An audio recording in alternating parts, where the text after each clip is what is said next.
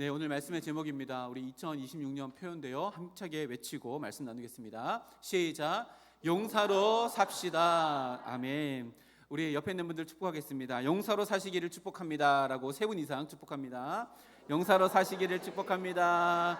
용사로 사시기를 축복합니다. 용사로 사시기를 축복합니다. 아멘. 복습 인사입니다. 지난주 말씀 복습하면서 앞에 화면에 있습니다. 용서와 사랑의 화가가 됩시다. 옆에 있는 분 3분 이상 또 인사합니다. 용서와 사랑의 화가가 됩시다. 용서와 사랑의 화가가 됩시다. 용서와 사랑의 화가가 됩시다. 아멘. 한 주 동안 용서와 사랑 그림 잘 그리셨나요? 또 이상한 마음속에 캐리커처 그리신 거 아니시죠? 네, 오늘 또 새로운 도화지로 하나님께서 우리 이것 가운데 보내주시고 그 도화지에 생명의 말씀을 기록할 수 있는 시간을 우리에게 허락해 주셨습니다. 모두에게 하나님의 생명의 말씀이 마음 가운데 새겨지는 복된 시간 되기를 주님의 이름으로 축복합니다. 성도의 삶을 한 단어로 표현한다 그러면 성화라고 이렇게 말할 수 있습니다. 성화, 풀어서 설명하면 하나님의 거룩하심을 닮아가는 여정, 이것이 성도의 삶이고 성화라고 하는 단어의 의미입니다. 그러면 우리가 어떻게 이 성화의 삶을 살 수 있게 되었을까요? 그 출발점은 어디일까요? 그 출발점은 다름 아닌 예수님의 십자가를 통해서 우리에게 값없이 주어진 너무나도 값진 하나님의 용서 때문에 우리는 하나님께서 우리에게 명령해 주신 거룩을 닮아가는 성화의 삶을 시작할 수 있었습니다. 우리에게 값없이 주신 그러나 아주 값진 이 하나님의 용서를 지금 3주째 살펴보고 있는데요. 이 하나님의 용서를 묵상하면 묵상할수록 이런 생각이 듭니다. 하나님의 용서는 일방적이다. 하나님의 용서는 일방적이다. 용서라고 하는 것은 피해자와 가해자 서로 간에 무엇인가 주고받는 것이라고 이렇게 생각할 수 있지만 하나님의 용서를 가만히 생각해 보면 단순히 굉장히 일방적이다 라고 이렇게 생각되어집니다. 하나님의 용서는 주체는 하나님이고요, 그 용서를 받는 객체는 우리입니다. 하나님의 용서의 주체가 되시는 이 하나님의 편에서 보면 이 하나님의 용서는요 너무나도 일방적입니다. 왜냐하면 하나님은 하나님의 한없는 그 용서를 우리에게 날마다 완전한 용서로 주시기를 원하시지만 그것을 받는 우리가 불완하고 불완전하기 때문에 어떤 이들은 그것을 잘못 사용하고 어떤 이들은 하나님의 용서를 거부하는 사람들도 있기 때문에 그렇습니다. 그러나 우리가 기억해야 될 것은 하나님의 일방적인 용서는 한 번도 멈춘 적이 없다는 겁니다. 조금 더 어려운 표현으로 이 하나님의 용서를, 일방적인 용서를 표현한다면 이렇습니다. 하나님의 용서는 본질적으로 완전합니다. 하지만 그 대상이 되는 사람은 본질적으로 불완전하여서 일방적일 수밖에 없는 용서가 하나님의 용서입니다. 그래서 하나님의 용서를 그것을 받았던 우리들이라 할지라도 우리의 불완전함 때문에 하나님의 용서가 온전히 흘러가지 못하는 불완전한 용서가 되어져서 하나님의 용서는요 언제나 일방적입니다. 그럼에도 불구하고 우리가 불완전하지만 하나님의 그 일방적인 용서를 닮아갈 수 있는 부분이 있다면 용서의 완전함이 아니라 하나님께서 먼저 하신 일방적인 용서를 나도 따라갈 수 있다는 부분은 우리가 충분히 본받을 수 있다는 것을 오늘 3번째 말씀을 나누면서 함께 서론으로 시작합니다. 양방향이 되지 않더라도 하나님의 일방적이고 또 완전하신 용서를 받은 자라면 나도 그 용서를 주고도 되돌려받지 못한다 할지라도 하나님이 그러하셨던 것처럼 나도 일방적인 용서를 흘려보내겠노라 결단할 수 있는 우리 모두가 되었으면 좋겠습니다. 그럼 이렇게도 질문할 수 있죠. 목사님, 서로 간에 용서가 오고 가는 경우들도 있잖아요 라고 하는데요, 이것은 용서라고 하지 않고 뭐라고 할까요? 화해라고 합니다. 화해하는 거지요. 용서를 주고 다시 그 용서를 돌려받을 때는 이것을 화해한다라고 이렇게 이야기합니다. 그래서 용서와 화해는요 다릅니다. 용서는 일방적일 수 있지만 화해는 일방적일 수 없습니다. 용서는 피해자 쪽에서 완전히 일방적입니다. 그러나 화해는 용서를 받은 자 쪽의 반응에 따라서 그것이 화해가 될 수 있고 그렇지 않을 수도 있다는 겁니다. 만약 내가 피해자가 되었을 때 내 마음속에 가해자에 대해서 하나님의 일방적인 용서 열매를 내 마음 가운데 맺고 가해자에게 먼저 화해의 손길을 내민다면 우리는 예수님의 완전하신 사랑, 일방적인 사랑을 나타내 보이는 통로가 되어집니다. 반대로요, 내가 가해자가 되었을 때 화해의 손길을 붙잡고 잘못된 과거에 대한 진정한 뉘우침과 그것에 대한 대가를 지불할 용기를 낸다면 용서를 넘어서는 화해를 이루어가는 통로가 될 것입니다. 그래서 용서는요, 누군가의 일방적인 용서로부터 시작되어서 그 일방적인 용서를 받는 자에 대한 긍정적인 반응으로 화해가 이루어집니다. 그래서 용서는요, 용서하는 것과 용서받는 것에 쌍방적인 소통이 이루어질 때 비로소 용서의 열매인 화해의 열매를 맺을 수 있다. 그리고 이것은 예수님을 닮아가는 성화의 모습이다라고 이렇게 정리할 수 있습니다. 그래서요, 말씀을 준비하면서 이렇게 한번 표현해 봤습니다. 용서는 부메랑을 던지고 돌아오기를 기다리는 것과 비슷합니다. 부메랑 던져보셨습니까? 부메랑을 던지면 갔다가 돌아오잖아요. 근데 던졌는데 기다리고 있는데 부메랑이 나무 가지에 걸리거나 장애물에 걸리면 돌아오지 않을 수도 있습니다. 부메랑을 던졌는데 힘이 모자라면 돌아오다가 멈추어질 수도 있습니다. 그러나 부메랑을 던지지 않으면 돌아올 것을 기대할 수 없습니다. 용서도 마찬가지입니다. 용서의 부메랑을 던지고 그것이 나에게 돌아오는 것은요, 용서를 받은 자의 몫이고 내가 해야 될 것은 그 용서의 부메랑을 먼저 던지는 것이다 는 것을요, 지금까지 우리가 말씀을 통해 살펴봅니다. 오늘 말씀에도 사도 바울이 그 용서의 부메랑을 어떻게 던지는가에 대해서 설명해 주는 구절인데요, 우리 31절 31절 2절 말씀을 함께 다시 한번 합독하겠습니다. 앞에 화면에 있습니다. 시작. 너희는 모든 악독과 노함과 분냄과 떠드는 것과 비방하는 것을 모든 악의와 함께 버리고 서로 친절하게 하며 불쌍히 여기며 서로 용서하기를 하나님이 그리스도 안에서 너희를 용서하심과 같이 하라. 아멘. 32절 말씀 보면 서로 용서하기를 이게 뭐예요? 용서의 부메랑을 의미합니다. 서로 용서하는 겁니다. 용서의 부메랑을 던지고 주고받는 것을 이야기하지요. 사도 바울이요, 이 용서의 부메랑을 던지는 방법과 순서를 31절, 32절 말씀에 기록하고 있는데, 먼저 31절에 보면 용서의 부메랑을 던지기 전에 준비해야 될 것이 있는데, 그게 뭐냐면 버려야 될 것을 먼저 버려야 된다 라고 이렇게 이야기합니다. 31절 말씀에 제가 다시 한번 읽어드릴게요. 너희는 모든 악독과 노함과 분냄과 떠드는 것과 비방하는 것을 모든 악의와 함께 버리고 라고 이렇게 기록합니다. 여기 마지막에 버리다 라고 하는 이 동사가요, 이 헬라어는 시제가 되게 중요하거든요. 시제를 통해서 어떤 것을 강조하거나 어떤 의도를 포함하게 되어지는데, 이 버리고라고 하는 이 단어는 부정 과거 시제입니다. 이걸 모르셔도 되는데, 이 버리고라고 하는 단어 안에 어떤 의미가 있냐면 지체 없이 단번에 과감하게 버려서 과거 지나간 것이 되게 하라 라고 하는 이런 의미입니다. 그러니까요, 어떤 것을 버리는데 미련두지 말고 과감하고 단호하게 버리고 지나간 것은 다 지나갔다라고 저 멀리 버려라 라고 하는 겁니다. 무엇을요? 이 앞에 있는 5가지를. 그리고 이것이 수동태로 되어져 있습니다.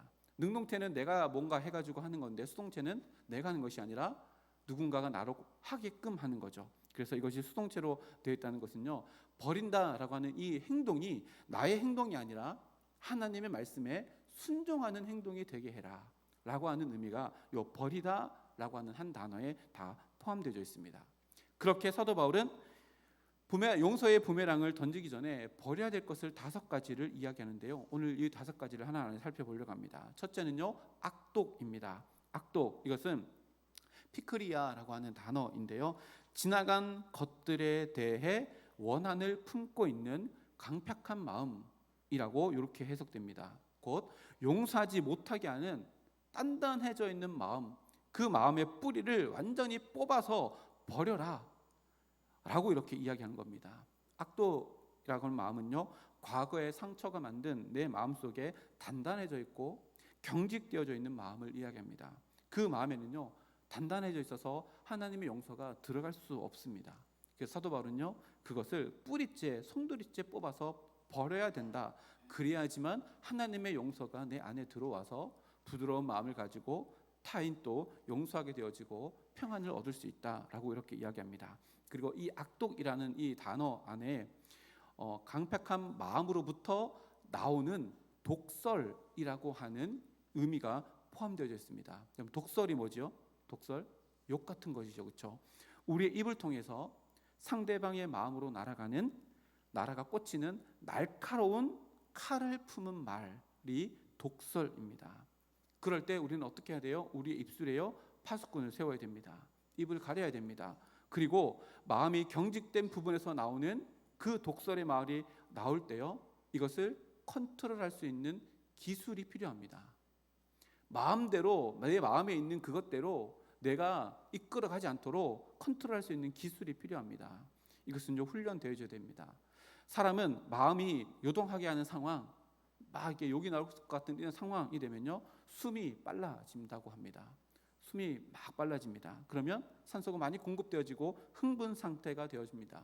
그러면요, 이성이 내 몸을 지배하는 것이 아니라 감정이 내 몸을 지배하고 입술이든 행동이든 격해지게 만든다라고 합니다. 실제로 전문가들이 추천하는 방법이 있습니다. 이렇게 막 감정이 격해질 때 이것을 잠재우는 기술적인 방법이 있는데, 그게 뭐냐면 호흡법입니다. 호흡을 하는 겁니다. 전문가들이 어떻게 추천하면, 그렇게 막 분노가 치밀어 오르고 내 마음 가운데 어떠한 상황 때문에 막 욕설이 나올 것 같고 막 뭔가 폭발할 것 같으면 그때 심장이 막 빨라지고 숨이 가팔라지는데, 그 모든 것들을 잠시 의도적으로 호흡을 천천히 하라라고 이렇게 의사들이 조언을 합니다. 그리고요, 심호흡을 몇 번씩 해서 뛰고 있는 심장을 가라앉힙니다. 그러면요, 우리 뇌가 심장이 천천히 뛰니까 지금은 괜찮은 상황인가 보다라고 인지를 하고, 감정이 나를 이끌어가도록 만들지 않고 이성적으로 제3자 입장에서 지금의 상황을 볼 수 있는 눈을 열어준다라고 의사들이 이렇게 이야기합니다. 그런데 우리는 성도잖아요. 성도라면 이 호흡법을 믿음으로 업그레이드할 수 있어야 합니다. 의사들이 말해준 거 요것대로 하면요, 우리의 감정을 컨트롤할 수 있는 방법, 기초적인 방법이 됩니다. 근데 우리가 성도잖아요. 우리의 호흡에 담겨져 있는 의미를 생각해 보면 우리가 더 내 마음 가운데 있는 감정을 추스릴 수 있습니다. 성경은 분명히 이야기합니다. 하나님께서 인간을 만드실 때 그 코에 생기를 불어 넣으셔 우리 인간이 들숨이 있고 날숨이 있어졌다라고 이렇게 이야기합니다. 다시 말하면 우리도 알게 모르게 숨쉬는 이 들숨 날숨 가운데 하나님의 생기가 숨겨져 있고 길들여 깃들어져 있다라는 것을 의미합니다. 그렇다면 내가 숨쉬는 이 호흡을 가지고 내 입술을 통해서 무엇인가 나온다라고 했을 때 하나님께서 기뻐하시는 것일까? 라고 필터링할 수 있다면 우리는요, 내 마음 가운데 있는 감정이 내 입술과 내 모든 행동들을 지배하도록 내버려 두지 않고 하나님의 숨결이 깃들어 있는 나의 이 호흡으로 나는 절대로 그런 독설, 악독의 마음을 품지 않겠다라고 우리는 결단하고 다짐할 수 있는 겁니다. 이번 일주일 동안요, 혹여나 이런 상황들이 우리에게 다가온다면 호흡을 천천히 길게, 그리고 그 호흡에 담겨져 있는 하나님의 생기의 숨결을 느끼며, 하나님, 감정이 나를 지배하지 않도록, 하나님, 내 기분 상함이 나를 지배하지 않도록 하나님의 숨결이 나를 지배할 수 있도록 나를 붙들어 주십시오. 나는 이것을 강감히 버리겠습니다. 결단할 수 있는 우리가 되기를 소망합니다. 둘째입니다. 용서의 부메랑을 던지기 전에 버려야 될 것, 두 번째, 노함입니다.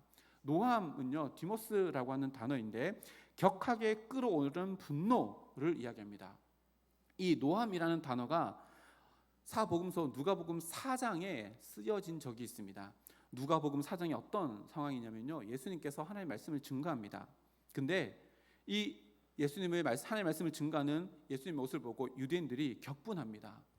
격분해가지고 예수님을 낭떠러지로 몰아가서 거기서 떨어뜨려서 죽이려고 하는 상황 가운데 유대인들의 마음을 표현할 때 이 노함이라고 하는 디모스라고 하는 단어를 포함합니다. 그래서 이 노함, 격하게 끌어오르는 분노라고 하는 이 단어는요, 분노의 감정만 있는 것이 아니라 이 감정을 실행에 옮기는 것까지 포함하고 있는 것이 이 노함이라고 하는 단어입니다. 그래서요, 즉각적으로 내 마음 가운데 있는 분노의 감정을 실행하려고 하는 적극적인 분노의 모습을 이야기합니다.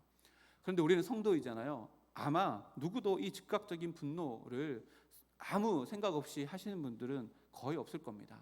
그러나 우리 마음속에 이런 것들은 다 있죠. 상처를 받은 그 자리에서 내가 즉각적으로 분노하지는 않더라 할지라도 그것을 마음에 품고 있습니다. 그러면서 그때 내가 분노했었어야 되는데 라고 하는 잘못된 아쉬움을 가지고 기회를 엿봅니다.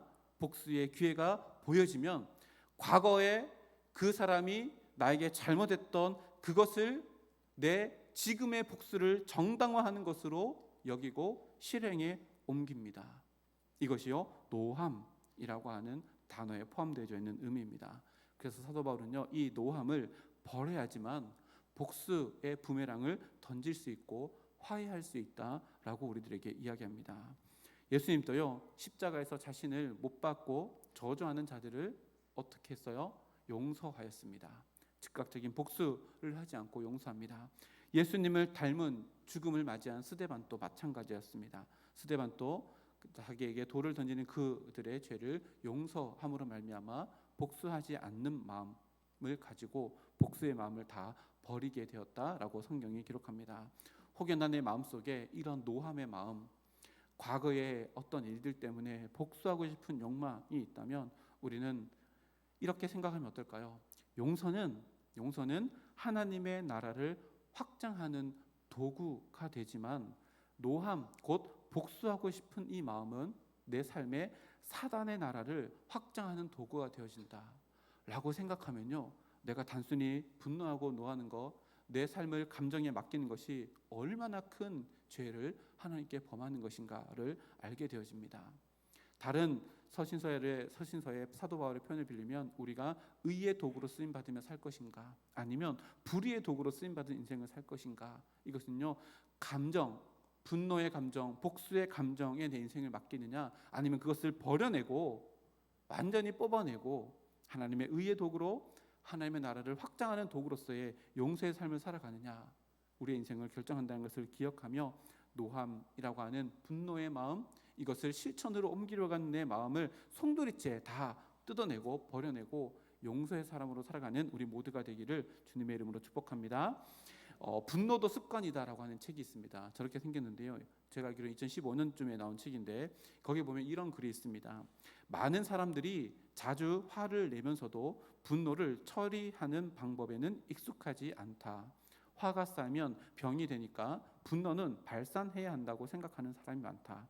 하지만 분노를 표현하면 화가 줄어드는 게 아니라 더 쌓이고 나중에 사소한 일들에도 화를 내게 된다. 화를 내면 낼수록 습관이 된다.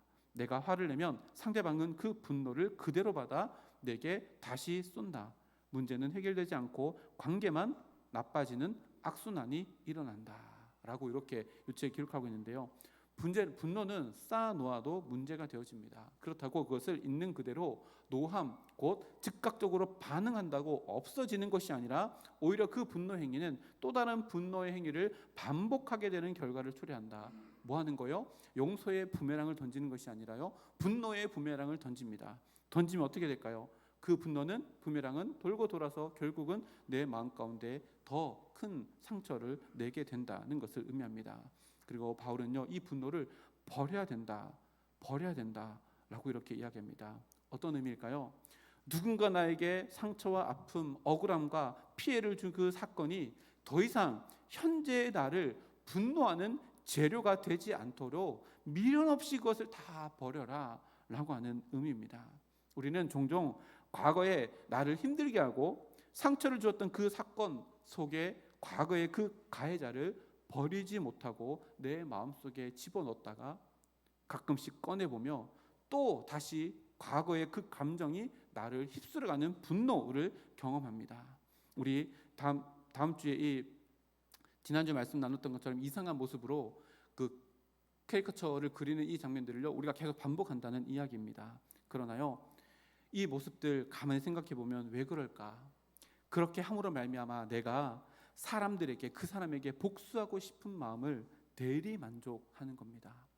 과거에 나에게 상처를 준 사람, 그 사람에게 내 마음속에라도 복수를 내서 그 상처를 준 것에 대한 보상을 내가 받고 싶은 마음이 있기 때문에 다 이렇습니다. 그런데요, 이런 상황을 경험합니다. 언젠가 그렇게 과거에 나에게 힘들고 하고 어렵게 하는 그 사람들에게 이상한 캐리커처를 그리고 그 사람을, 이상한 사람을 만들고 살아가는데 어느 순간 어떤 곳에서 그 사람을 만납니다. 근데 그 사람의 얼굴은 너무 평안합니다. 그럼 어떻게 되죠? 화가 더 치밀어 오릅니다. 나는 저 인간 때문에 마음이 너무 힘든데 저 인간은 너무 행복해 보이네. 그러면 또 어떻게 돼요? 또 분노의 부메랑을 던집니다. 똑같은 것을 반복하고 확대하고 재생산합니다. 그러면요, 힘들어지는 것은 그 사람이 아니라 나의 마음이고, 갈기갈기 찢겨지는 것은 그 사람이 아니라 내 마음이라는 것을 우리는 알게 되어집니다. 악순환 되어진다는 겁니다. 분노의 부메랑을 사도 바울이 뽑아내서 버려야 한다. 그리고 용서의 부메랑을 들고 그것을 던져야 한다라고 우리들에게 이야기하고 있는 겁니다. 주제 말씀, 우리 용서에 대해서 3주째 이 말씀을 나누고 있는데요, 말씀을 나누면 나눌수록 우리 마음 가운데 나를 힘들게 했던 과거의 그 어떤 순간들의 아픔들과 상처들이 점점 더 내 마음 가운데서 떨어져 나가고 없어져 나가고 뿌리째 뽑혀나가 그루터기조차 남지 않는 부드러운 마음으로 우리의 마음이 변화되어지는 것을 경험할 수 있는 우리 모두가 되기를 주님의 이름으로 축복합니다. 세 번째입니다. 용서의 부메랑을 던지기 전에 버려야 될 것, 세 번째는 분냄입니다. 오르게라고 하는 단어인데요, 이 노함과 같이 이렇게 연결되어지는 단어입니다. 노함, 두 번째로 살펴봤던 노함은 드러나 있는 복수, 외적인 복수라면, 분냄은요, 내적으로 끌어오르는 분노의 욕구가 되는 적대감을 의미합니다.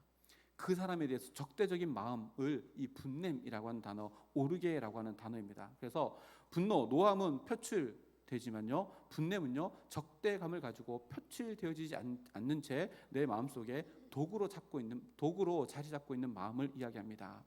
그 팀킬러 목사님이 쓴 용서를 배우다라고 하는 책에 보면요, 이 내가 어떤 사람에게 적대감을 가지고 있는가를 스스로 점검해 볼 수 있는 7가지가 있는데요, 제가 하나씩 읽어드리겠습니다. 7가지 중에 나는 몇 가지가 있나 한번 생각해 보시면 좋겠어요. 1번입니다.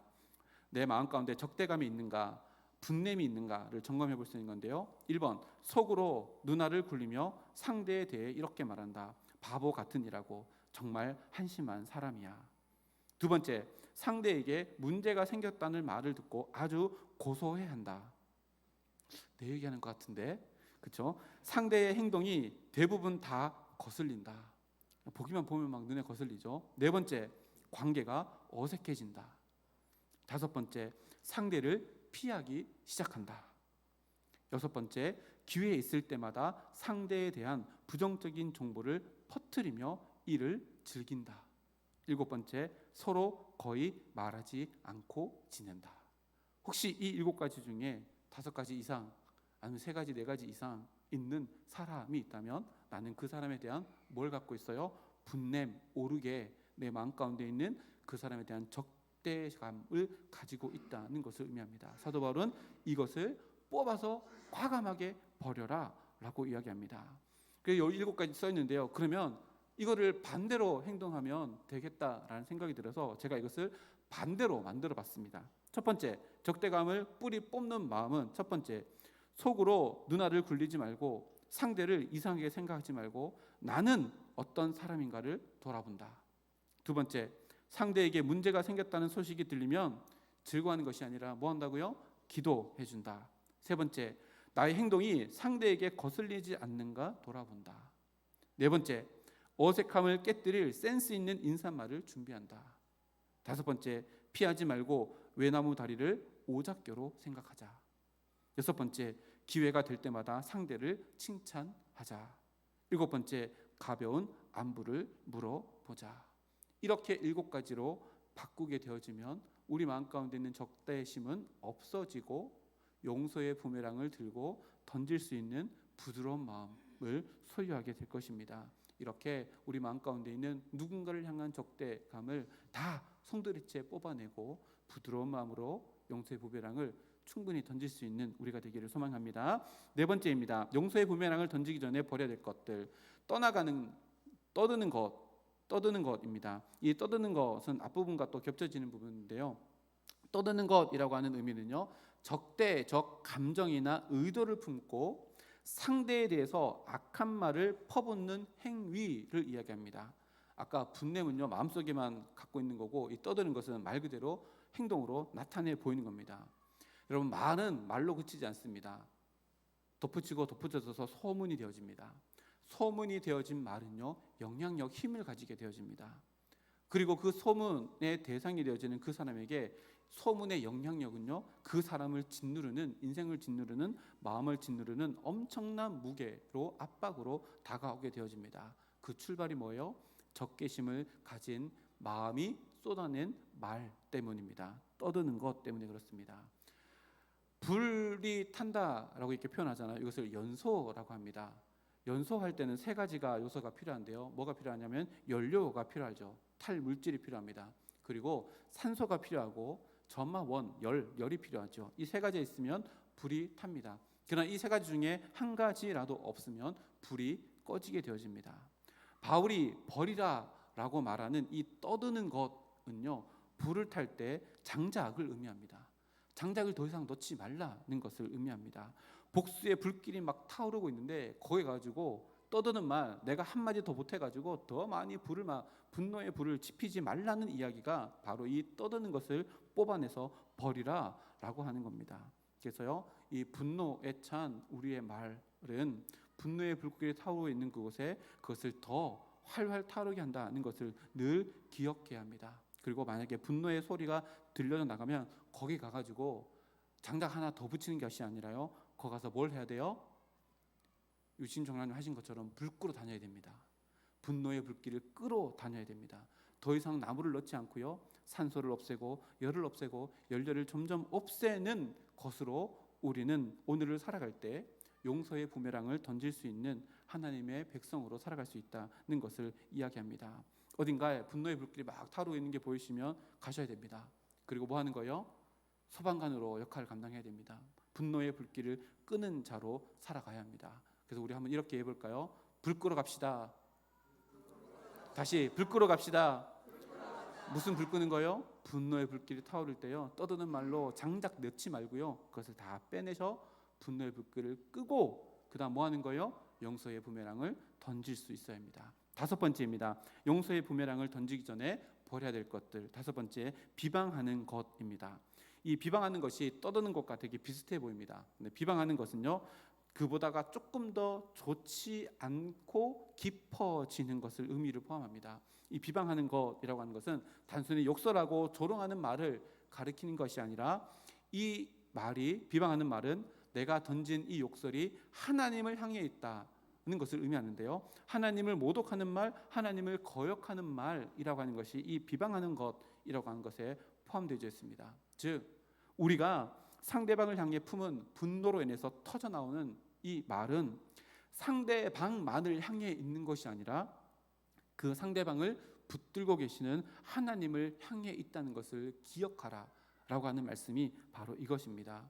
내가 던지는 말은요, 그 사람을 붙들고 계시는 하나님과 직접적으로 향해 있다는 것을 기억하고 그런 말을 하지 말고 다 뽑아내라 라고 하는 말입니다.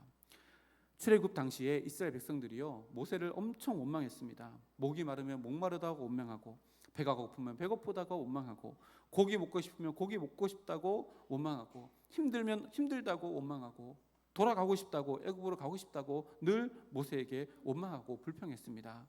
출애굽기 16장 2절 3절 말씀에 이렇게 기록합니다. 이스라엘 자손 온 회중이 그 광야에서 모세와 아론을 원망하여 이스라엘 자손이 그들에게 이르되, 우리가 애굽 땅에서 고기 가마 곁에 앉아 있던 때와 떡을 배불리 먹던 때에 여호와의 손에 죽었더라면 좋았을 것을, 너희가 이 광야로 우리를 인도해내어 이 온 회중이 추려 죽게 하는도다 라고 지도자인 모세와 아론을 원망합니다. 근데요, 이에 대해서 모세를 통해서 하나님께서 어떤 말씀을 주시느냐? 출애굽기 16장 8절 말씀에 모세가 또 이르되, 여호와께서 저녁에는 너희에게 고기를 주어 먹이시고 아침에는 떡을로 배불리시리니 이는 여호와께서 자기를 향하여 너희가 원망하는 그 말을 들으셨습니다. 우리가 누구냐? 너희 원망은 우리를 향하여 함이 아니요 여호와를 향하여 함이로다. 하나님은요, 우리 모든 사람의 일상에 아주 관심이 많으십니다. 왜요? 하나님이 임마누엘이시기 때문에 그렇습니다. 우리와 영원히 함께하기를 원하시는 분이 바로 하나님이시기 때문에 그렇습니다. 그래서요, 우리 일상 속에서 서로를 대하며 주고받았던 생각들과 말들, 행동과 습관들 하나님께서 다 보고 계십니다. 그 작은 생각, 무심코 내뱉었던 나의 말은 상대를 향한 것이 아니라 곧 하나님을 향해 있다는 것을 사도 바울이 이 말씀을 통해 우리들에게 다시 깨닫게 하고, 그 작은 말이 예수님을 닮아가는 성화 안에 포함되어져야 된다라고 하는 것을 우리들에게 가르쳐 줍니다. 일주일 동안 살아가며 우리가 내뱉는 그 말이 하나님을 향할 때 하나님의 기쁨이 되어지는가를 늘 점검하며 우리 입술에서 나는 모든 것들이 하나님께 상달되어질 만큼 아름답고 존귀하고 하나님의 나라를 세워나가는 우리의 말이 되기를 주님의 이름으로 축복합니다. 오늘은 이렇게요, 용서의 부메랑을 던지기 전에 우리가 먼저 버려야 될 것들에 대해서 살펴봤습니다. 용서라고 하는 단어 하나 안에 무궁무진한 성화의 모습이 담겨져 있다는 것을 우리가 알게 되어집니다. 용서라는 이 하나를 붙들고 우리가 살아간다면 하나님의 용서로 만들어진 하나님의 역사가 내 삶 가운데 쓰여지고 만들어져 가게 된다는 것을 말씀을 통해 깨닫습니다. 그런 의미에서요, 우리 올해 우리에게 주시는 하나님의 말씀인데요, 31절 말씀 우리 함께 읽고 말씀을 정리하겠습니다. 31절 앞으로 우리가 화면 보고 읽겠습니다. 시작. 너희는 모든 악독과 노함과 분냄과 떠드는 것과 비방하는 것을 모든 악의와 함께 버리자. 아멘. 이 말씀대로요, 올 한 주를 살아가며 내가 용서의 부메랑을 던지기 전에 버려야 될 것이 무엇인가를 점검해내며 성화의 삶을 살아가는 우리 모두가 되기를 주님의 이름으로 축복합니다. 그렇게 된다면 용서의 부메랑을 던지게 되어지고 그 용서의 부메랑이 돌아오게 되어지는 아름다운 이야기가 우리의 인생 가운데 써내려가게 될 것입니다. 하나님께서요, 하나님의 용서로 우리의 삶을 하나님의 역사 안에 포함시켜 주셨습니다. 하나님 역사 안에 포함된 우리도 하나님의 용서의 이야기를 써내려간다면 이것보다 더 아름다운 이야기가 없을 겁니다. 올 한 해 우리 모든 성도님들이 용서의 부메랑을 던지기 위해서 이 모든 것들을 다 던져버리고 용서의 부메랑을 던졌을 때 아름답게 돌아오는 그 하나님의 아름다운 이야기를 써내려가는 주인공이 되시기를 주님의 이름으로 축복합니다. 함께 기도하겠습니다. 하나님 감사합니다.